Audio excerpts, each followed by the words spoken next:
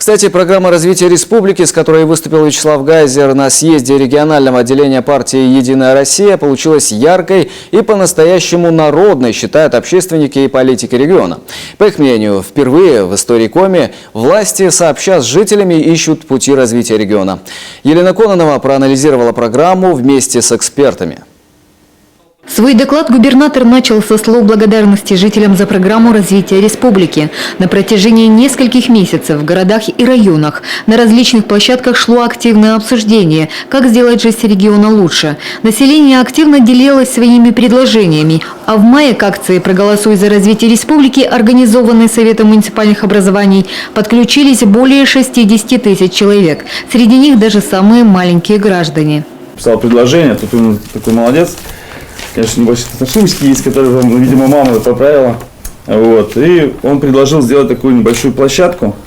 Тут баскетбольная, у нас площадка мини-футбольная, волейбольная, тут теннис и шахматы. Вот так он сам все разработал, сказал, он сам все делал. Все предложения, собранные в ходе акции, еще предстоит обработать. А вот пожелания с круглых столов уже вошли в так называемую программу возможностей существующей команды и народных интересов. По словам Вячеслава Гайзера, в документе детально описано то, что будет делаться в каждом муниципалитете, виды работ и сроки выполнения. Например, для решения жилищной проблемы планируется совершенствовать меры и формы поддержки нуждающихся граждан, раскачать процесс переселения людей из аварийного и ветхого жилья. Только за 3 года рассчитывает переселить 7,5 тысяч граждан почти из 700 аварийных домов. Программа очень такая яркая, там четко по отраслям, с цифрами, где все видно, где что будет делаться.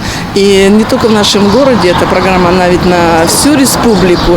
И самое главное, что там учли не только большие города, поселки, маленькие деревни. То есть абсолютно учтены все направления, что необходимо сегодня сделать. И это, наверное, очень главное. Самое главное, что это оценивает наше население и понимает, что на сегодняшний день работа ведется очень большая.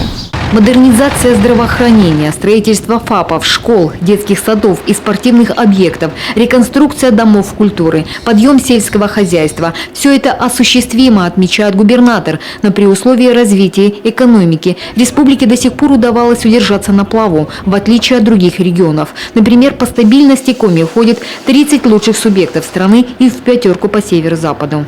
Первый квартал 2014 года.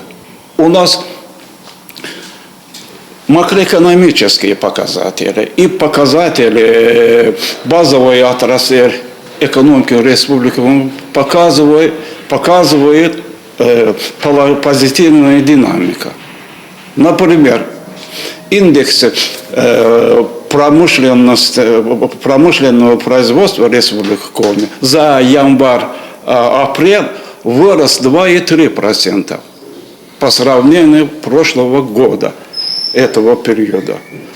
А до этого аналогичного периода вырос 106%. Здесь есть, вот видите, какая там позитивная тенденция. Далее у нас идет по видам строительства. Было 100 чем-то, сейчас 137,5%. У нас и инвестиции в основной капитал почти 2 раза по сравнению прошлого периода.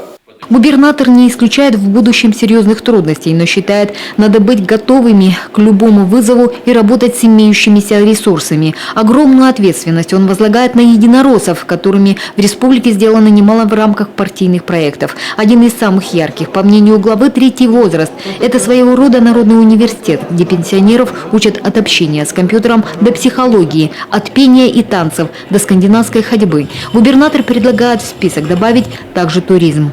Предложение Вячеслава Михайловича на партийной конференции о том, что этот проект должен развиваться, должны быть найдены какие-то новые, может быть, подходы, и в том числе туристической направленности, оно как нельзя кстати, потому что это самые мобильные, это самые сегодня в какой-то степени, наверное, свободные люди. Они хотят общаться, они хотят развиваться, несмотря на свой возраст, и я думаю, они с удовольствием примут участие в таком проекте. Другое дело, что очень надо грамотно подойти, продумать, какие именно маршруты сделать с учетом возраста этих людей. Надо продолжить существующие партийные проекты, активизировать деятельность единороссов всех уровней, местных и первичных отделениях, считает губернатор. Впрочем, сами партийцы отмечают, в этом направлении ведется самая активная работа.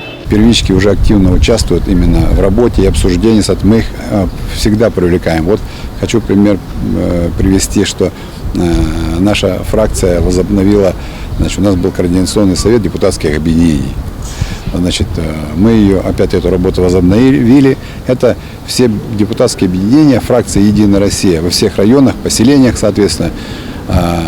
Мы их постоянно проводим конференции. Вот буквально там неделю назад у нас последняя была. И на эти конференции мы всегда выносим те вопросы, которые нам предлагают с мест. А сейчас работы будет еще больше, отмечает Гайзер. Республика вступила в выборный цикл. Потом последует ротация и в Госсовете, и органах власти на местах. Губернатор уверен, что результатами предстоящих выборов партия в очередной раз подтвердит народное доверие. Елена Кононова, Алексей Паршуков, Антон Ворожищев, телеканал Юрган.